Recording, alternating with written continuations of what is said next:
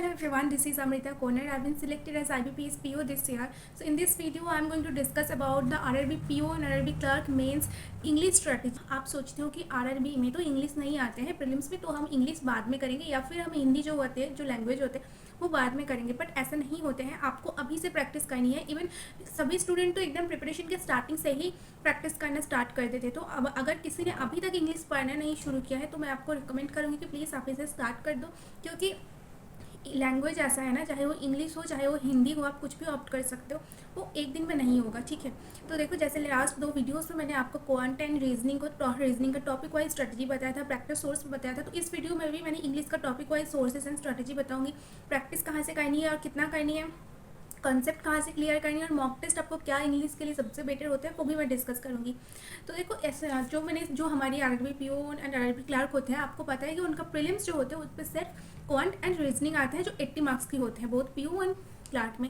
But जो mains होते हैं उसमें हमारी 40 मार्क्स की पीओ एंड क्लर्क दोनों में ही 40 मार्क्स की लैंग्वेज पेपर आते हैं। लैंग्वेज में आइदर इंग्लिश आते हैं या फिर हिंदी आते हैं, तो आप दोनों में से किसी एक को चूज़ कर सकते हो। दोनों में ही 40 मार्क्स आते हैं। तो जो मैं चूज़ किया था वो था इंग्लिश। तो मैं इस वीडियो में आपको इंग्लिश को किस तरह से स्ट्रॉन्ग करनी है आरआरबी पीओ क्लर्क के लिए, तो वो मैं डिस्कस कर रही हूँ। ठीक है, और देखो अभी एग्जाम सीजन चल रही है। अगर आपको मॉक टेस्ट परचेज करना है तो आप स्मार्ट की देखिए मॉक टेस्ट परचेज कर सकते हो।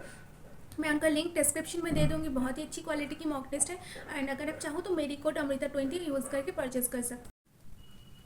तो मैं आपको जैसे बताया था कि मैंने एक कॉपी में सब कुछ नोट डाउन करके रखा है, तो मैं उसके अकॉर्डिंग ही आपको डिस्कस कर रही हूँ। ठीक है, तो देखो हमारे आरआरबी पीओ मेंस और क्लर्क मेंस में जो इंग्लिश आते हैं वो 40 मार्क्स के आते हैं। एंड इसमें 3 पार्ट होते हैं। एक आपकी ग्रामर जिसमें आपकी एरर डिटेक्शन आते हैं, एक आपकी मिसलेनियस जिसमें कुछ टॉपिक्स हैं जैसे कि फिलर्स, क्लोज टेस्ट, ये सब आते हैं, और एक आपकी कंप्रीहेंशन जो सबसे इंपॉर्टेंट है वो है कंप्रीहेंशन पार्ट। ठीक है, क्योंकि देखो कंप्रीहेंशन से ही ना, आपकी कंप्रीहेंशन मतलब क्या है, जिसमें आपको रीडिंग हैबिट बहुत अच्छी होना चाहिए, उससे ही आपके most of the topic clear होगा धीरे धीरे। ठीक है, तो पहले मैंने स्टार्ट कर रही हूँ ग्रामर में। देखो ग्रामर में जो हमारी इंपॉर्टेंट होते हैं ना, देखो ग्रामर किस रीज़न की वजह से इंपॉर्टेंट होते हैं। एक तो आते हैं हमारी 5-6 एरर डिटेक्शन डायरेक्टली। ठीक है, तो आपको लगेगा कि यार ये तो बहुत कम वेटेज है, बट पता है देखो जो मिसलेनियस टॉपिक है ना, जैसे कि फीलर्स, क्लोज टेस्ट, स्पेसिफिकली ये जो फ्रेज रिप्लेसमेंट होते हैं, इसमें ना कभी कभी हमारी ग्रामर की रोल बहुत ज़्यादा प्ले करते हैं, क्योंकि अगर ग्रामेटिकली फ्रेज ठीक ना होते हैं तो उसको रिप्लेस करना होते हैं, और कौन सा फ्रेज ठीक होगा उसके लिए आपको ग्रामर के इस्तेमाल होते हैं। तो ग्रामर आपको इसीलिए पढ़ना होते हैं जिसमें tense, parts of speech, gerund, participles and conditional sentence, यही सबसे इंपॉर्टेंट है जो हमारी एग्जाम में मतलब एग्जाम के साथ रिलेटेड है। ठीक है, तो इसके लिए आपको क्या करना है, जो निमिषा मैम की 120 रूल्स ऑफ ग्रामर है वो आपको पढ़नी है, क्योंकि इन जो 120 रूल्स ऑफ ग्रामर जो क्लास मैम ने कराया है इसमें सारे चैप्टर्स क्लियर हैं, तो आपको इससे सब कुछ पता चल जाएगा। तो आपको ये वीडियो देखना है, आपकी खुद की हैंड रिटन नोट में करनी है। ठीक है, अगर आप नोट नहीं बनाना चाहते हो, अगर आप चाहते हो सिर्फ वीडियो रीड करना, तो आप कर सकते हो, वीडियो को 2-3 बार रिवाइज कर सकते हो, तो उससे भी आपको याद हो जाएगा। ठीक है, एंड देन आपको प्रैक्टिस करना है। देखो प्रैक्टिस के लिए आपको प्रैक्टिस मॉक, स्मार्ट की इन दोनों की मॉक टेस्ट देना है। ठीक है, जिसमें आपकी बहुत सारे क्वेश्चंस हैं फ्री में, तो इनमें जो क्विजेस आते हैं तो ये बहुत अच्छा है, बहुत ही हेल्पफुल होगा आपके आरआरबी पीओ एग्ज़ाम के अकॉर्डिंग। एंड आप निमिषा मैम की जो आपकी एक अचीवर सीरीज़ का जो ग्रामर की क्लास था, तो आप उसको भी देख सकते हो। मैंने देखा था, शायद उसमें 6 to 8 आवर्स की कुछ एक वीडियोज़ है, तो जिसमें सारे क्लासेस था ग्रामर की, तो मैंने वो देखा था, उससे मेरा बहुत सारे एरर डिटेक्शन क्लियर हो गया था। ठीक है, तो ग्रामर के लिए आपको इतना ही करना है। देखो अगर आप कुछ दिन पढ़ लेते हो ना 120 रूल्स, तो आपकी क्लियर हो जाएगा एंड उसके बाद आपकी कोई प्रॉब्लम नहीं आएगा। देन आते हैं मिसलेनियस पे। मिसलेनियस पे आपके फिलर्स, क्लोज टेस्ट जो सेम है, मतलब फिलर्स में ऐसा है कि सेंटेंस आपको एक एक करके अलग अलग करके देंगे, और क्लोज टेस्ट में क्या है, एक पैराग्राफ देंगे जिसमें कुछ बीच में कुछ ब्लैंक होगा, तो उसमें आपको फिट करना है। तो इन दोनों के लिए आपकी क्या करना है, आपकी वोकेबुलरी स्ट्रॉन्ग होना चाहिए। ठीक है, देखो मैं इसीलिए बोलती हूँ रीडिंग जब करोगे तब कंप्रीहेंशन जब डेवलप करोगे, उसके साथ साथ आपको वोकेबुलरी भी स्ट्रॉन्ग करना होता है। पता है लास्ट ईयर जो आरआरबी क्लर्क की जो मेंस हुआ था इंग्लिश में, उसमें बहुत सारे वोकेबुलरी बेस्ड क्वेश्चन आया था, मतलब एंटोनिम्स, सिनोनिम्स में तो पूरा पेपर एकदम भर गए थे। तो इसीलिए मैं बोलती हूँ वोकैब्स मत छोड़ो, वोकैब्स को करनी है। ठीक है, फिलर्स, क्लोज टेस्ट, उसके बाद आते हैं वर्ड स्वैपिंग। एक सेंटेंस दे देंगे, कुछ वर्ड्स होगा जिसको आपको स्वैप करना होगा, तो ये बहुत ईजी होते हैं। ये आपको कुछ मतलब आप ऑप्शन देख के भी टिक कर सकते हो, या फिर आपको ये ईजी होता है। ठीक है, आरआरबी में इस तरह के क्वेश्चन आते हैं जो डुएबल होते हैं। सेंटेंस रीअरेंजमेंट जो ABCD में आपको रीअरेंज करना होता है, ये पैराजम्बल नहीं है, ये सेंटेंस रीअरेंजमेंट, ये थोड़ा इजी होते हैं, थोड़ा नहीं मतलब ये डुएबल होते हैं हमेशा, ठीक है। और एक होते हैं आपकी फ्रेज रिप्लेसमेंट, जैसे मैंने बोला कि एक सेंटेंस दे दिया, उसके लास्ट की जो फ्रेज़ है तो उसको आपको रिप्लेस करना है, जिसके लिए आपकी ग्रामर थोड़ा सा स्ट्रॉन्ग होना चाहिए। एंड ये इजी होते हैं, बट कभी कभी कन्फ्यूजन होते हैं, क्योंकि ऐसा होता है ना ABC 3 आपको ऑप्शन दे देंगे, उसमें आइदर ऑल हो सकते हैं या फिर आपको ऐसा होता है सिर्फ A और B हो सकते हैं। तो आपको ऐसे ऑप्शन देंगे आपको कन्फ्यूज़ करने के लिए, तो आपको अच्छे से प्रैक्टिस करना है, ठीक है। एंड उसके बाद जो सबसे डिफ़िकल्ट लगता है स्टूडेंट को वो है पैराजम्बल, जो मैंने कभी सॉल्व नहीं करती थी। मैंने पैराजम्बल के लिए ऐसा किया था, सेल्फ स्टेटमेंट 1 एंड 2 मार्क करती थी, एंड अगर हो लास्ट की जो एंड की जो कंक्लूजन सेंटेंस होते थे वो मार्क करती थी, क्योंकि मैं अगर पैराजम्बल करती थी तो मेरा हमेशा गलत हो जाते थे, इसीलिए मैंने उसको स्किप कर दी थी, ठीक है। अब देखो कुछ इंपॉर्टेंट टिप्स क्या है। जो मिसलेनियस टॉपिक है इसको इंप्रूव करने के लिए आपको क्या करना है, आपकी वोकेबुलरी स्ट्रॉन्ग करनी है, आपकी रीडिंग स्ट्रॉन्ग करनी है, आपकी ग्रामर स्ट्रॉन्ग करनी है।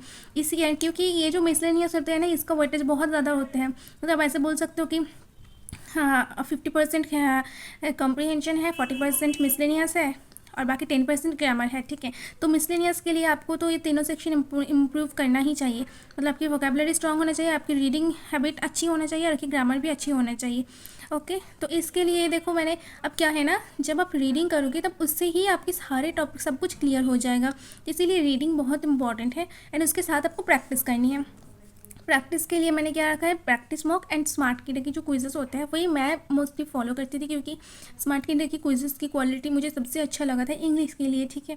और अब सेक्शनल टेस्ट आपको देना है डेफिनेटली, क्योंकि ये जो फीलर्स क्लोज टेस्ट ये सब कुछ है ना, तो आपको सेक्शनल टेस्ट से ही पता चलेगा कि आपकी एक्यूरेसी के साथ साथ आपकी स्पीड कितना ज़्यादा है, ठीक है, क्योंकि आपको दोनों को ही ध्यान रखना होगा, एक्यूरेसी एंड स्पीड। तो smart kidder, Hollywood, practice mock, इनमें से आप सेक्शनल टेस्ट दे सकते हो। वीक में आपको 4 सेक्शनल टेस्ट देना है और बाकी दिन आप क्विज़ेस से प्रैक्टिस कर सकते हो, ठीक है। अब आते हैं सबसे इम्पॉर्टेंट पोर्शन, जिसका वेटेज 50% रहता है एग्ज़ाम में, ठीक है। वो है आपके RC में कम्प्रीहेंशन पार्ट। दो टाइप के RC आते हैं, एक आपकी लॉन्ग RC आते हैं जिसमें आपको 7-8 क्वेश्चन दे गई या फिर 9 क्वेश्चन भी हो सकते हैं, ठीक है।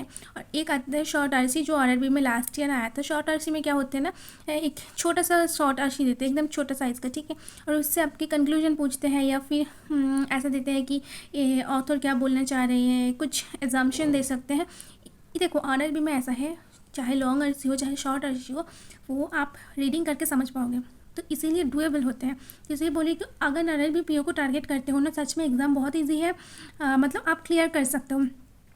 अच्छे से इंग्लिश को अभी से तैयारी करो कि आपकी इंग्लिश की वजह से सिलेक्शन ना रुके, ठीक है।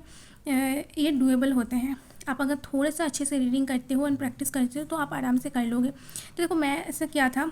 और देन इसके लिए आपको क्या करना है, कम्प्रीहेंशन के लिए आपको कम्प्रीहेंशन के लिए जो सबसे इम्पॉर्टेंट मतलब आपकी एडिटोरियल रीड करनी है।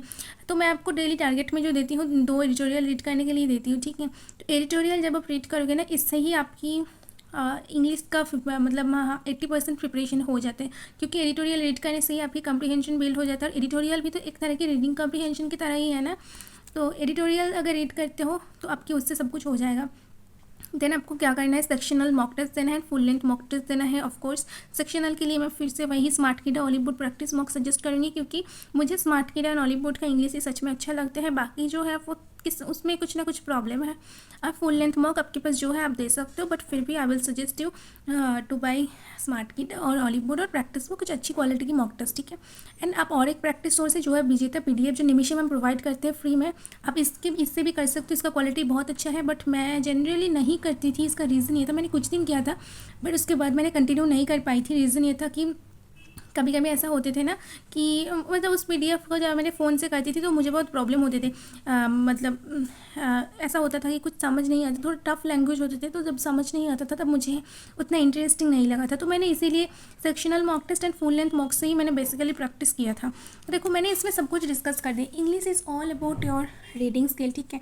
आप जितना रीड करोगे, जितना आप RC या फिर आप एडिटोरियल जो भी हो रीड करोगे, आपकी उतना ही आपकी इंग्लिश स्ट्रॉन्ग होगा। ऐसा नहीं है कि आप अगर ग्रामर स्ट्रॉन्ग कर लेते हो तो आपके सब कुछ हो जाएगा, ऐसा बिल्कुल नहीं। ग्रामर की वेटेज तो बहुत कम है, ठीक है।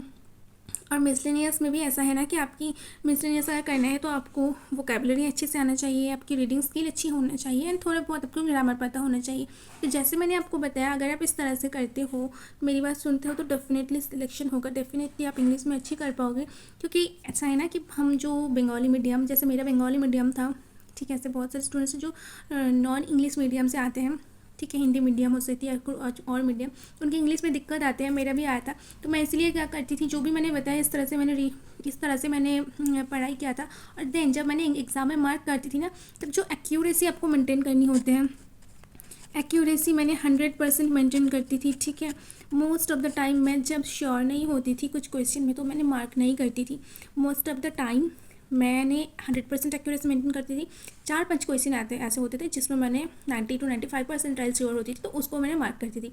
आरआरबी पीओ में जो मेरा इंग्लिश में स्कोर था वो था 25 आउट ऑफ 40, और मैंने अटैम्प्ट किया था शायद 28 क्वेश्चन आरआरबी पीओ में, ऐसा ही कुछ किया था, फिर 29 कुछ ऐसा होगा। आरआरबी क्लर्क में मैंने 24 क्वेश्चन अटैम्प्ट किया था इंग्लिश में, और मेरा मार्क्स 24 ही आया था। तो आप समझ सकते हो, क्योंकि पेपर जब थोड़े से टफ होते हैं तो हम गलत करते हैं, तो इसीलिए एक्यूरेसी मेंटेन करो। और बाकी जिस तरह से मैंने बताया ये करो। अगर आपको इसका जो अगर आपकी फ़ोटो कॉपी चाहिए तो मैं भेज दूँगी, ठीक है।